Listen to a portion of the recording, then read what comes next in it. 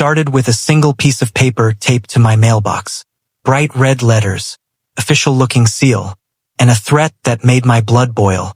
A fine. Not for noise. Not for parking. Not even for trash cans. For my garden. The letter claimed my small backyard garden was a violation of HOA aesthetic standards. Apparently, my tomatoes, peppers, and flowers were an eyesore. I laughed at first, because it was ridiculous. This was my property. Behind my fence. Not visible from the street. But then I saw the signature at the bottom. Her name, the HOA president. The woman everyone in the neighborhood quietly warned me about. Karen. She was the type who walked the streets with a clipboard like it was a weapon. Perfect hair, fake smile, and a voice that could curdle milk. I should have known it wouldn't end there. 2 days later, she showed up at my door. She didn't knock. She rapped on it, sharp and aggressive. When I opened the door, she stood there with her arms crossed, sunglasses on, lips tight. "I'm here about your garden," she said. "Not hello. Not good morning. Just business." She told me the HOA rules didn't allow unapproved landscaping. I asked her to show me the rule. She waved her clipboard. "It's in the guidelines." I asked again. She didn't have it. Instead, she warned me I'd be fined $50 per day until the garden was removed. I tried to explain. This wasn't decorative landscaping. It was a personal vegetable garden. Temporary planters. No permanent structures. She didn't care. She leaned in and said something I'll never forget. "If you don't comply, I'll make sure this becomes very expensive for you." Then she turned and walked away like she'd already won. That night, I reread the HOA bylaws line by line.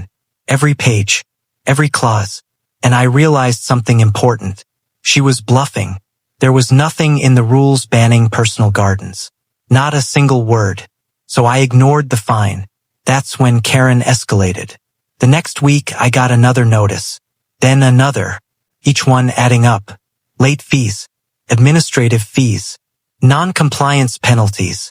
By the end of the month, she claimed I owed over $1,200. She even started sending emails threatening legal action.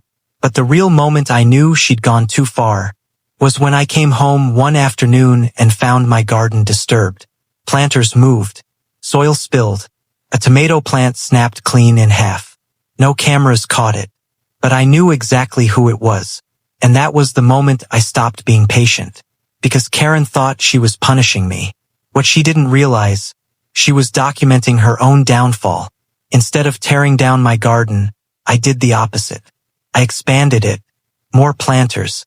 More flowers. More vegetables. But this time I did everything by the book.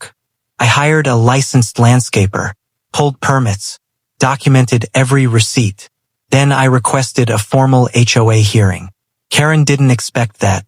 At the meeting, she walked in confident, smiling like this was just another easy fine. I walked in with a binder, emails, photos, bylaws, receipts. When it was my turn to speak, I calmly asked her to point out the exact rule I'd violated. She couldn't. She tried to spin it, talked about community standards and visual harmony. That's when I pulled out the HOA bylaws and read them word for word. No ban on gardens. No restriction on planters. No fines allowed without written warnings. The room went quiet. Then I showed the photos. Before and after shots of my damaged plants.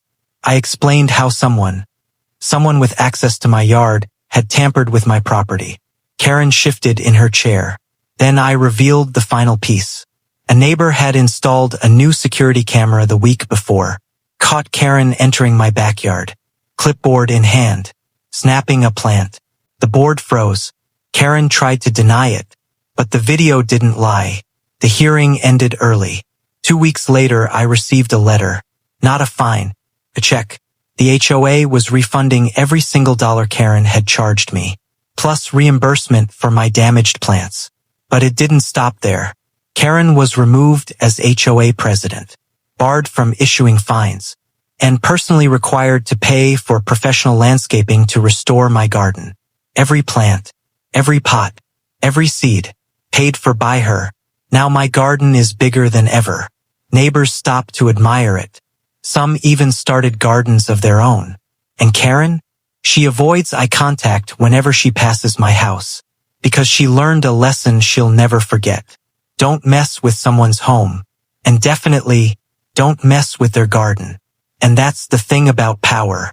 Some people get a little of it and think it gives them the right to control everyone else, to walk into someone's space, to decide what's acceptable and what isn't. Karen thought a clipboard made her untouchable. She thought rules were weapons, things she could bend, twist, and use to scare people into silence. But rules don't belong to bullies. They belong to the truth. Every fine she wrote, every threat she sent, every plant she damaged, it all came back to her. Because when you document everything, when you stay calm, and when you actually read the bylaws instead of hiding behind them, intimidation stops working. Now my garden isn't just a garden. It's proof. Proof that you don't have to be loud to win. Proof that standing your ground matters.